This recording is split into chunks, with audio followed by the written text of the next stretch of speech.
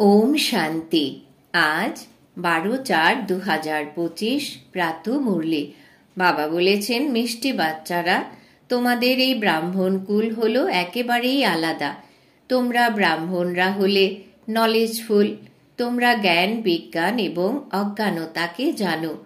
আজকের মুরলির প্রশ্ন, বাচ্চারা, কোন সহজ পুরুষার্থের দ্বারা তোমাদের মন সব বিষয় থেকে দূর হতে থাকবে? উত্তর, শুধুমাত্র রুহানি বা আধ্যাত্মিক কার্যে ব্যস্ত হও। যত এই আত্মিক সেবা করবে, ততই অন্য সব বিষয় থেকে মন সততই দূর হতে থাকবে। রাজত্ব প্রাপ্তির পুরুষার্থে ব্যস্ত হয়ে যাবে, কিন্তু এই আধ্যাত্মিক সার্ভিসের সাথে সাথে যে রচনা করেছ তার রক্ষণাবেক্ষণও করতে হবে। আজকের মুরলির গীত, যে প্রিয়তমের সাথে আছে তার সাথেই বরিশন আছে। ওম শান্তি। প্রিয়তম বলা হয় শিব বাবাকে। এখন বাবার সামনে তো বাচ্চারা বসে আছে। বাচ্চারা জানে আমরা কোনো সাধু সন্ন্যাসী ইত্যাদির সামনে বসে নেই। তিনি হলেন পিতা, জ্ঞানের সাগর। জ্ঞানের দ্বারা সদ্গতি হয়। বলা হয় জ্ঞান, বিজ্ঞান এবং অজ্ঞান। বিজ্ঞান অর্থাৎ দেহে অভিমানী হওয়া, স্মরণের যাত্রায় থাকা, এবং জ্ঞান অর্থাৎ সৃষ্টিচক্রের বিষয়ে জানা। জ্ঞান, বিজ্ঞান এবং অজ্ঞান এর অর্থ মানুষ একেবারেই জানে না। এখন তোমরা হলে সঙ্গম যুগী ব্রাহ্মণ। তোমাদের এই ব্রাহ্মণ কুল হলো অন্যতম। এই বিষয়ে কেউ জানে না। শাস্ত্রে এসব কথা নেই যে ব্রাহ্মণ সঙ্গম যুগে থাকে। এই কথাও জানে যে প্রজাপিতা ব্রহ্মা এসে চলে গেছেন। ব্রহ্মাকে আদিদেব বলা হয়। আদিদেবী জগদম্বা, তিনি কে? এই কথা দুনিয়া জানে না। অবশ্যই ব্রহ্মা মুখবংশী হবে। তিনি ব্রহ্মার স্ত্রী নন, অ্যাডাপ্ট করেন, তাই না? বাচ্চারা, তোমাদেরও তো অ্যাডাপ্ট করেছেন। ব্রাহ্মণদের দেবতা বলা হবে না। এখানে ব্রহ্মার মন্দির আছে, তিনিও মানব, তাই না? ব্রহ্মার সঙ্গে সরস্বতীও আছেন। দেবীদের মন্দিরও আছে। সবাই এখানকার মানুষ, তাই না? মন্দির একজনের বানিয়েছে। প্রজাপিতার অসংখ্য প্রজা হবে, তাই না? এখন তৈরি হচ্ছে। প্রজাপিতা ব্রহ্মার কুলের বৃদ্ধি হচ্ছে। সবাই অ্যাডাপ্টেড, ধর্মের সন্তান। এখন তোমাদের অসীম জগতের পিতা ধর্মীয় সন্তান রূপে আপন করেছেন, তাই না? ব্রহ্মাও হলেন অসীম জগতের পিতার সন্তান। তিনিও অবিনাশী উত্তরাধিকার শিব বাবার কাছে প্রাপ্ত করেন। তোমরা হলে নাতি নাতনি। তোমরাও শিব বাবার কাছে উত্তরাধিকার প্রাপ্ত করো। জ্ঞান তো কারুর কাছে নেই, কারণ জ্ঞানের সাগর হলেন কেবল একজন। তিনি পিতা যতক্ষণ না আসছেন ততক্ষণ কারুর সদ্গতি হয় না। এখন তোমরা ভক্তি থেকে জ্ঞানে এসেছ সদ্গতির জন্য। সত্যযুগকে বলা হয় সদ্গতি, কলিযুগকে দুর্গতি বলা হয়, কারণ রাবণের রাজ্য। সদ্গতিকে রাম রাজ্যও বলা হয়। সূর্যবংশীও বলে। যথার্থ নাম সূর্যবংশী, চন্দ্রবংশী। বাচ্চারা জানে আমরাই সূর্যবংশে ছিলাম, তারপর 84 জন্ম নিলাম। এই জ্ঞান কোনো শাস্ত্রে থাকতে পারে না, কারণ শাস্ত্র হলো ভক্তি মার্গের জন্য। সেসব তো বিনাশ হয়ে যাবে। এখানে যা সংস্কার নিয়ে যাবে, সেখানে গিয়ে সেসব তৈরি করবে। তোমাদের মধ্যেও সংস্কার ভরে যাচ্ছে রাজত্বের। তোমরা রাজত্ব করবে, তারা সেই রাজত্বে গিয়ে যা কলা কৌশল শিখেছে সেসবই করবে। নিশ্চয়ই সূর্যবংশী, চন্দ্রবংশী রাজত্বে যাবে। তাদের থাকবে শুধু বিজ্ঞানের জ্ঞান। তারা বিজ্ঞানের সংস্কার নিয়ে যাবে। সেসবও হলো সংস্কার। তারাও পুরুষার্থ করে। তাদের কাছে এই বিদ্যা আছে। তোমাদের অন্য কোনো বিদ্যা নেই। তোমরা বাবার কাছ থেকে রাজত্ব নেবে। কাজ কারবার করার মধ্যে তো সেই সংস্কার থাকে, তাই না?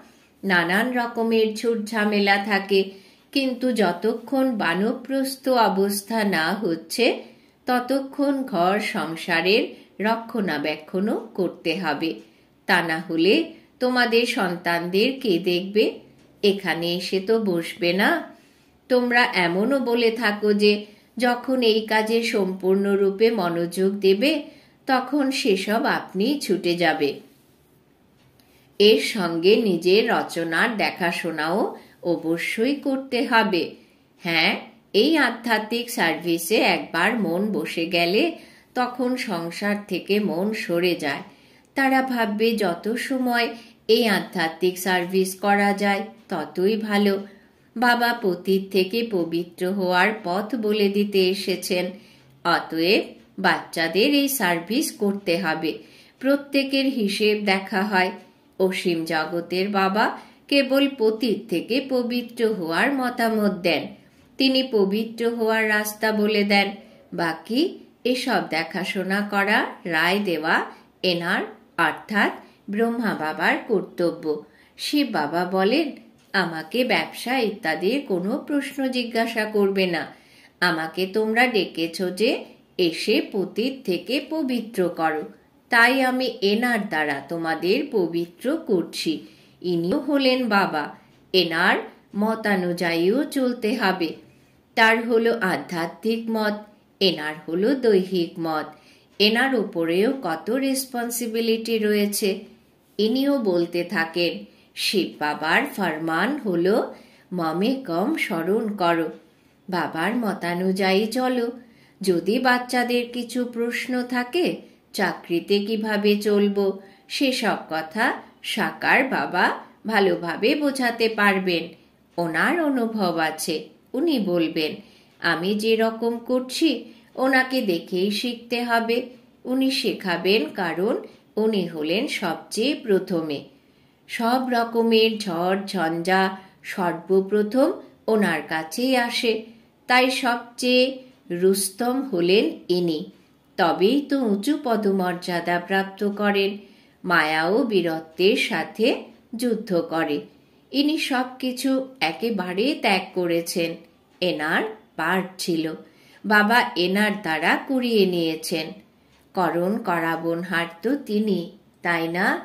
তিনিও খুশি মনে সব কিছু ত্যাগ করেছেন, সাক্ষাৎকারও হয়েছে। এখন আমরা বিশ্বের মালিক হই। এই দৈহিক দুনিয়ার পাই পয়সার জিনিস নিয়ে আমরা কি করব? বিনাশের সাক্ষাৎকারও করিয়েছেন। বুঝেছেন এই পুরনো দুনিয়ার বিনাশ হবে, আমরা আবার রাজত্ব প্রাপ্ত করব। তখন এক কথায় ত্যাগ করেছেন। এখন তো বাবার মতানুযায়ী চলতে হবে। বাবা বলেন, আমাকে স্মরণ করো। ড্রামা অনুসারে ভাট্টিত আয়োজিত হবেই। মানুষ একটুও বোঝেনি যে এতজন কেন চলে এসেছে।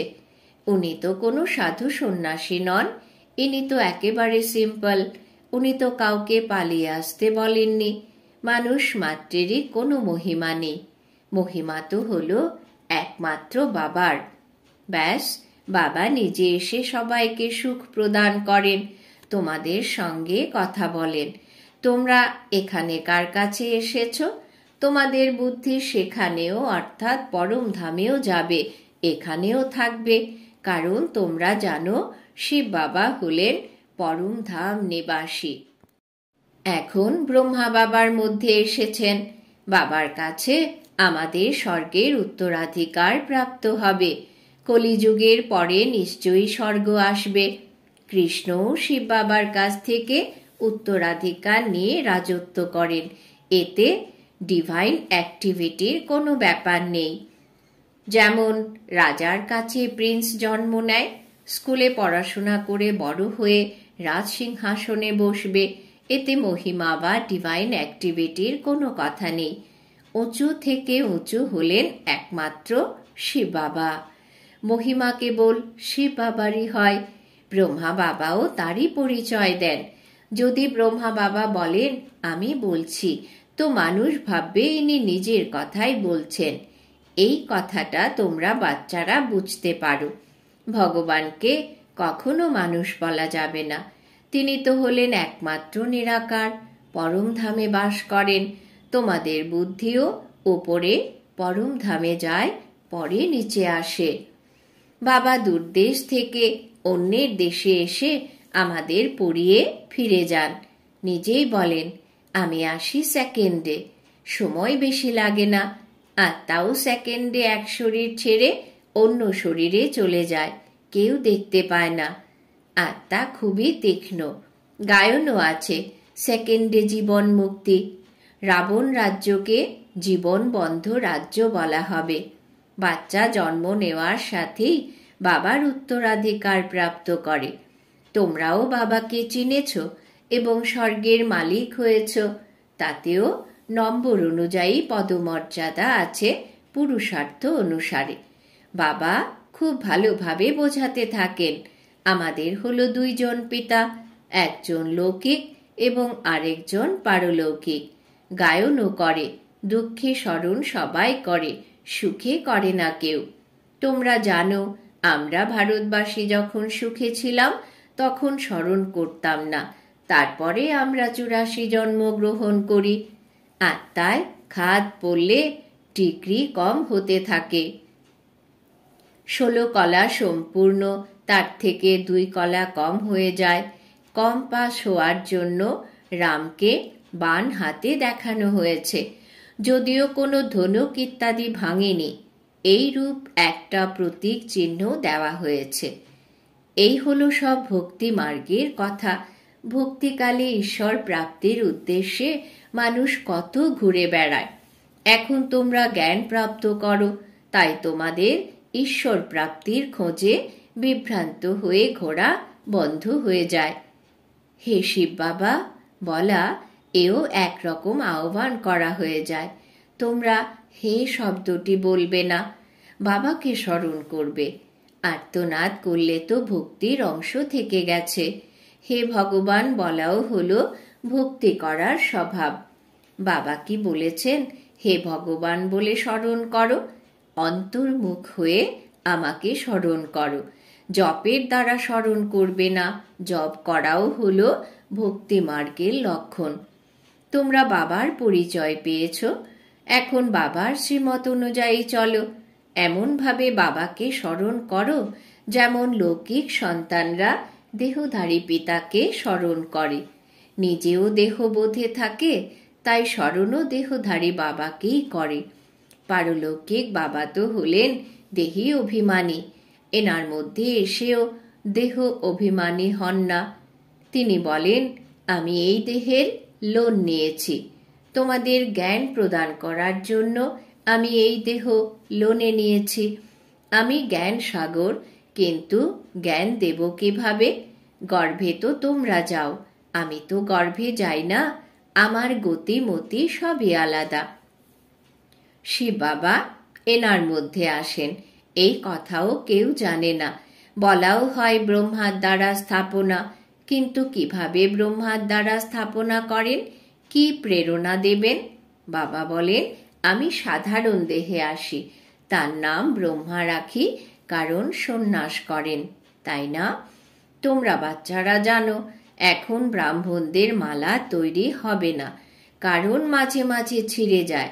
যখন ব্রাহ্মণ স্বরূপ ফাইনাল হয়ে যায় তখন রুদ্রমালা তৈরি হয়, তারপরে বিষ্ণুর মালায় যায়। মালায় স্থান প্রাপ্তির জন্য স্মরণের যাত্রা চাই। ওম শব্দের অর্থ আলাদা। ওম অর্থাৎ আত্মা। সেই আত্মা বলে আমরা সেই দেবতা ক্ষত্রিয়। তারা যদিও বলে আমি আত্মা, আমি পরমাত্মা, তোমাদের ওম এবং আমি সেই, এই কথাটির অর্থ একেবারেই আলাদা। আমরা আত্মা, তারপরে আত্মা বর্ণে আসে আমি আত্মা, সেই প্রথমে দেবতা ক্ষত্রিয় হয়। এমন নয় যে আত্মাই হলো পরমাত্মা।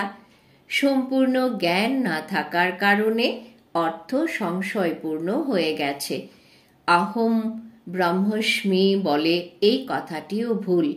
বাবা বলেন, আমি রচনার মালিক হই না, এই রচনার মালিক হও তোমরা। ব্রহ্ম তো হলো তত্ত্ব, তোমরা আত্মারাই এই রচনার মালিক হও। এখন বাবা সব বেদ শাস্ত্রের যথার্থ অর্থ বসে বোঝান। এখন তো পড়া করতে হবে। বাবা তোমাদের নতুন নতুন কথা বোঝাতে থাকেন। ভক্তি কি বলে, জ্ঞান কি বলে। ভক্তি মার্গে মন্দির তৈরি করে জপ তপ করে টাকা খরচ করে। তোমাদের মন্দির অনেক লুট করেছে। এই সবও ড্রামাতে পার্ট রয়েছে। তাই পরে তাদের কাছ থেকে সব ফেরতও আসবে। এখন দেখো কত ফিরে আসছে, প্রতিদিন বৃদ্ধি হচ্ছে। এরাও নিতে থাকে। তারা যত নিয়েছে সব হিসেব মতন ফেরত দেবে। তোমাদের টাকা পয়সা যারা খেয়েছে তারা হজম করতে পারবে না। ভারত খণ্ড তো অবিনাশী খণ্ড, তাই না? পিতার জন্মস্থল, এখানেই বাবা আসেন। বাবার ভূখণ্ড থেকে নিয়ে যায়, তাই ফেরত তো দিতে হবে। সময় হলে দেখো কত কি পাবে। এই কথা তোমরা জানো। তারা কি বা জানে বিনাশ কখন আসবে? গভর্নমেন্ট এই কথা মানবে না। ড্রামায় সব পূর্ব নির্দিষ্ট আছে। ধার নিতেই থাকে, রিটার্ন হচ্ছে। তোমরা জানো আমাদের রাজধানী থেকে অনেক টাকা পয়সা নিয়ে গেছে, সেসব ফেরত দিচ্ছে। তোমাদের কোনো কথার চিন্তা নেই। চিন্তা শুধু থাকে বাবাকে স্মরণ করার। স্মরণের দ্বারাই পাপ ভস্মীভূত হবে। নলেজ তো খুব সহজ। এবারে যে যত পুরুষার্থ করতে পারে শ্রীমত্ত প্রাপ্ত হচ্ছে। অবিনাশী সার্জেনের মতামত প্রত্যেকটি কথায় নেওয়া উচিত। আচ্ছা, মিষ্টি মিষ্টি হারানিধি বাচ্চাদের প্রতি মাতা পিতা বাপদাদার স্মরণের স্নেহ সুমন আর সুপ্রভাত। আত্মাদের পিতা তার আত্মারূপী বাচ্চাদেরকে জানাচ্ছেন নমস্কার। আমরা আত্মারূপী বাচ্চারা আমাদের মাতা পিতা বাপদাদাকে জানাই অনেক অনেক স্মরণের স্নেহ সুমন সুপ্রভাত নমস্কার। ধারণার জন্যে মুখ্য সার। 1. যখনই সময় পাবে এই আধ্যাত্মিক কারবার করতে হবে। আধ্যাত্মিক কাজ কারবারের সংস্কার নিজের মধ্যে ধারণ করতে হবে। পতিতদের পবিত্র করার সার্ভিস করতে হবে। 2. অন্তর্মুখী হয়ে বাবাকে স্মরণ করতে হবে। মুখে হে শব্দ যেন না আসে। যেমন বাবার কোনো অহংকার নেই, তেমনি নিরহংকারী হতে হবে।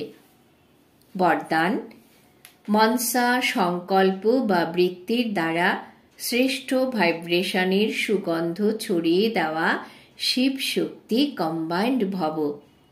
মনসা সংকল্প বা বৃত্তির দ্বারা শ্রেষ্ঠ ভাইব্রেশনের সুগন্ধ ছড়িয়ে দেওয়া শিব শক্তি কম্বাইন্ড ভব। বিস্তার: যেরকম আজকাল স্থূল সুগন্ধি সাধনের দ্বারা গোলাপ, চন্দন বা ভিন্ন ভিন্ন সুগন্ধ ছড়িয়ে দেয়, এই রকম তোমরা শিবশক্তি কম্বাইন্ড হয়ে মনসা সংকল্প বা বৃত্তির দ্বারা সুখ, শান্তি, প্রেম, আনন্দের সুগন্ধি ছড়িয়ে দাও। প্রতিদিন অমৃত বেলায় ভিন্ন ভিন্ন শ্রেষ্ঠ ভাইব্রেশনের ফাউন্টেনের মতো আত্মাদের উপর বর্ষণ করো। কেবল সংকল্পের অটোমেটিক সুইচ অন করো, তাহলে বিশ্বে যে অশুদ্ধ বৃত্তিগুলোর দুর্গন্ধ আছে সেগুলো সমাপ্ত হয়ে যাবে। স্লোগান: সুখদাতার দ্বারা সুখের ভাণ্ডার প্রাপ্ত হওয়া, এটাই হলো তার ভালোবাসার নিদর্শন। সুখদাতার দ্বারা সুখের ভাণ্ডার প্রাপ্ত হওয়া, এটাই হলো তার ভালোবাসার নিদর্শন। আজকের সমান আমি শিবশক্তি কম্বাইন্ড আত্মা। আজকের জন্য অব্যক্ত ইশারা: কম্বাইন্ড রূপের স্মৃতির দ্বারা সদা বিজয়ী হও। যেরকম শক্তিদের মধ্যে শক্তি আছে, সেরকমই পাণ্ডবদের মধ্যেও বিশাল শক্তি আছে। এই জন্য চতুর্ভুজ রূপ দেখানো হয়েছে। শক্তি এবং পাণ্ডবদের কম্বাইন্ড রূপের দ্বারাই বিশ্ব সেবার কার্যে সফলতা প্রাপ্ত হয়। সেই জন্য সদা একে অপরের সহযোগী হয়ে থাকো। দায়িত্বের মুকুট সদা পরিধান করে থাকো। ওম শান্তি।